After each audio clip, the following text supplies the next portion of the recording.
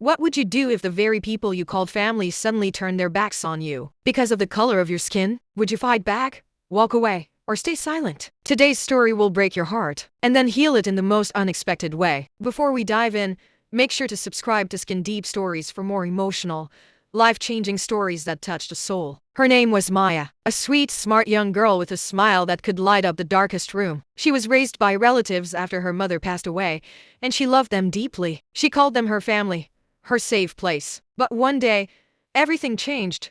At a family dinner, a relative looked at her and whispered loud enough for others to hear, "She doesn't even belong here. Look at her. She's different." Maya froze. The words cut like glass. She laughed nervously, hoping it was a cruel joke. But then another voice followed. "She's not really one of us. She'll never be."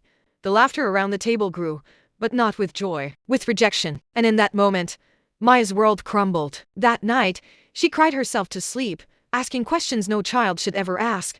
Why me? Why can't they see my heart instead of my skin? Why can't I just belong? But Maya was stronger than she knew. Months later, the school held a community talent show. Maya almost didn't sign up. Why should she, when even her own family thought she wasn't enough? But something inside her whispered, "Show them who you are." On the night of the show, Maya stepped onto the stage, trembling. The audience stared. Some smiled, some judged. And then she began to speak. Not a song, not a dance, but a spoken word poem she had written about rejection, identity, and love. Her voice shook at first, then grew steady, powerful, unstoppable. She said, "You said I don't belong, but I do.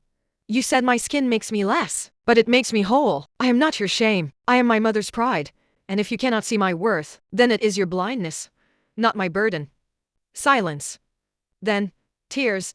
The crowd rose to its feet in thunderous applause, and among them, sitting in the back row, were the same relatives who had once rejected her. They weren't laughing now, they were crying. After the show, they walked up to Maya, ashamed. But instead of running into their arms, Maya stood tall and said, "I forgive you, but I no longer need your approval to know I am enough." The crowd gasped, not at her anger, but at her strength. From that day, Maya's poem went viral online, touching millions around the world. The family who once rejected her now lived with the truth.